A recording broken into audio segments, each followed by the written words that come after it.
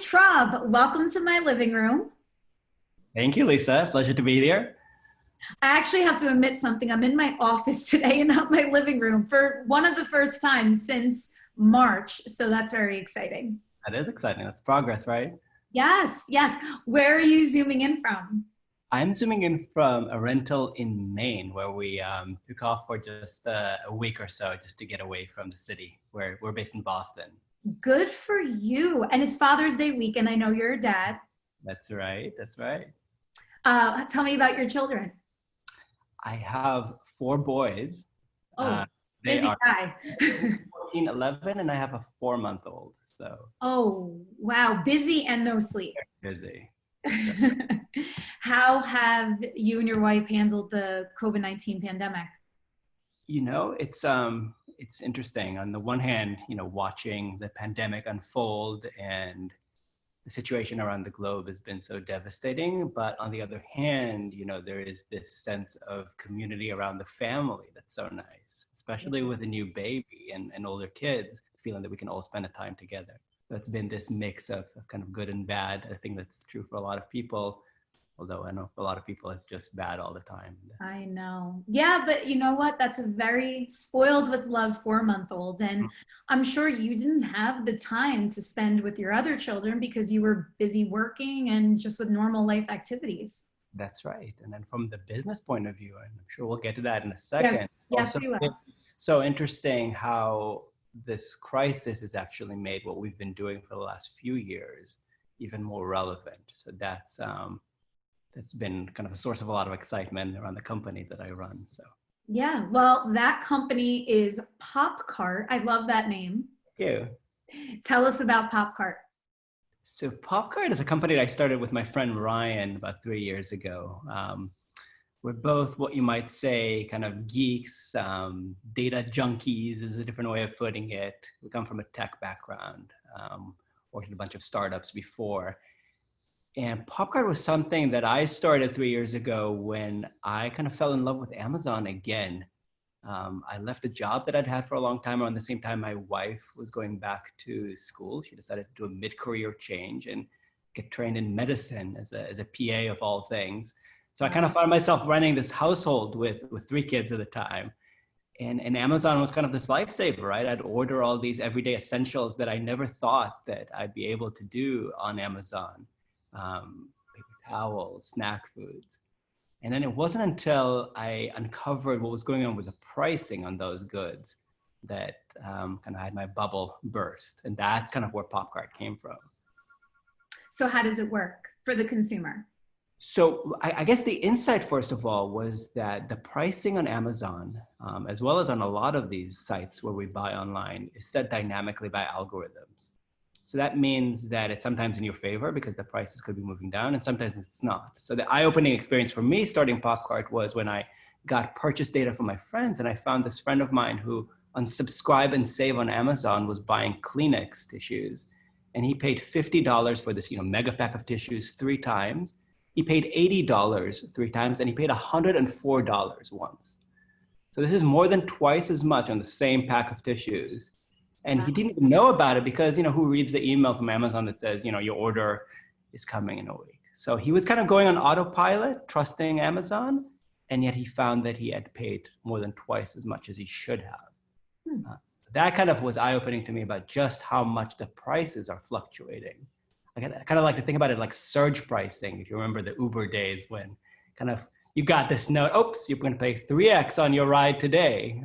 We don't ride in Ubers anymore, but it's a nice fond memory from the past. Yeah, right. Kind of works that way on shopping online where sometimes you roll the dice and you don't always notice. And so that's where Popcart came up. So basically the idea is we're data people, we use data to our advantage. So we aggregated information about prices of all of these. We started with household essentials like paper towels. And then we found Very timely right now, right? and that's the thing about this pandemic that's made it so timely is we started a few years ago, but now especially we look across all the major sellers like Amazon, like Walmart, like Target for these everyday goods, like Sephora and Ulta for beauty products. And then in the moment where you're ready to buy something, we find you the best price by looking across them. and it works as a browser extension. So as you're shopping online, it pops up a notification when there's a better price.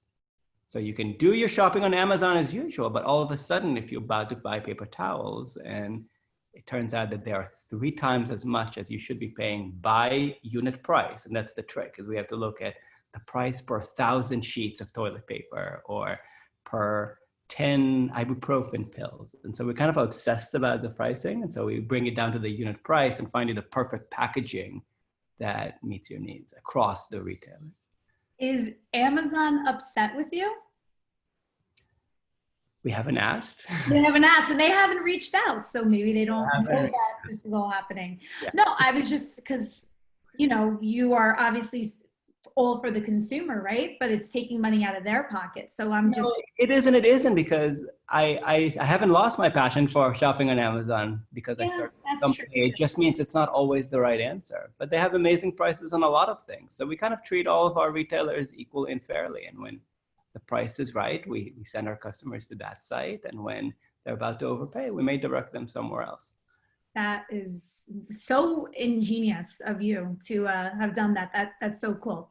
So Supply Finder, I guess, is, you know, under the same umbrella, or was that a separate entity? That was our answer to what was going on with COVID. So it's like mid-March, and we're all kind of trying to get our bearings, like everybody else. And at the same time, there's this, you know, national shortage of exactly the things that we know all about: toilet paper and disinfecting Clorox wipes.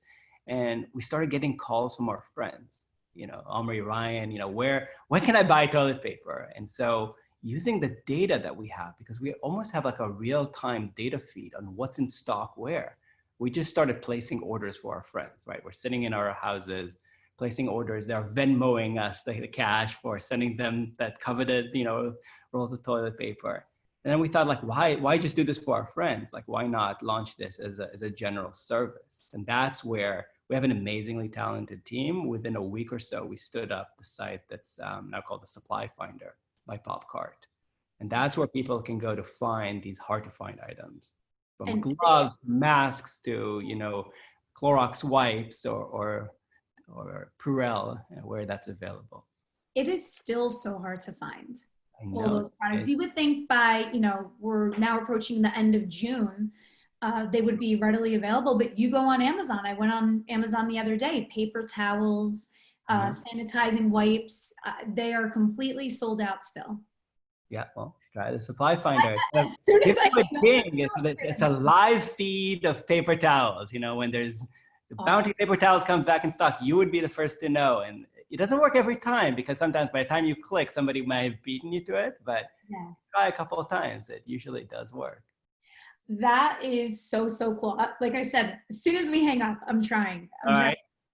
How do you anticipate, as things start to open up, how will that impact your business? Mm-hmm. So first of all, as things are becoming available again, it's been fascinating to watch the trend in what people are looking for and where the shortages are going. So we started with a shortage in paper towel, and then we saw a spike in Americans searching for bidets online. Now, I don't know if the average American knows what a bidet is. I spent some time in Europe, but I do. I don't think that it has changed the consumption habits of, you know, how people furnish their bathrooms in this post-epidemic. But nowadays, it's all about inflatable pools. So we see this from our users and kind of what items they're looking for. So and jigsaw puzzles and, you know, activities for kids at home. So it's been fascinating just to watch from a data point of view what's been going on in this crisis, and how the shortages have really moved around between different types of goods as the season turned, as this crisis deepened. How will this change? So I think that we're going to see stabilization of availability of these everyday goods.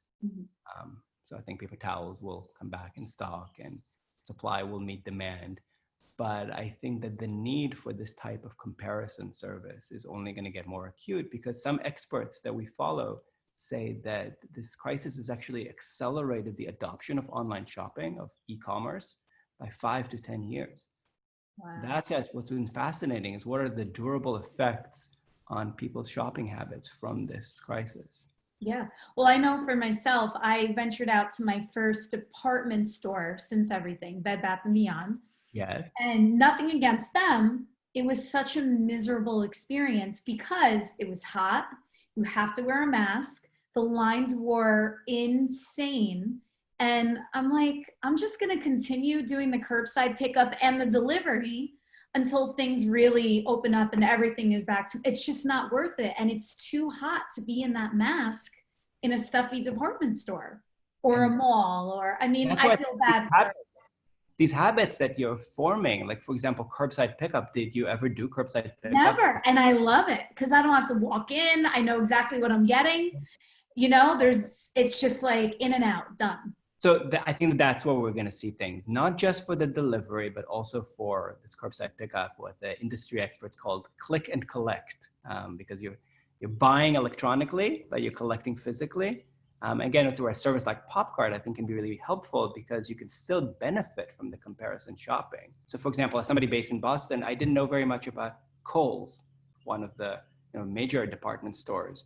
Kohl's has amazing prices. They have an innovative model for loyalty called Kohl's Cash, and they offer curbside pickup.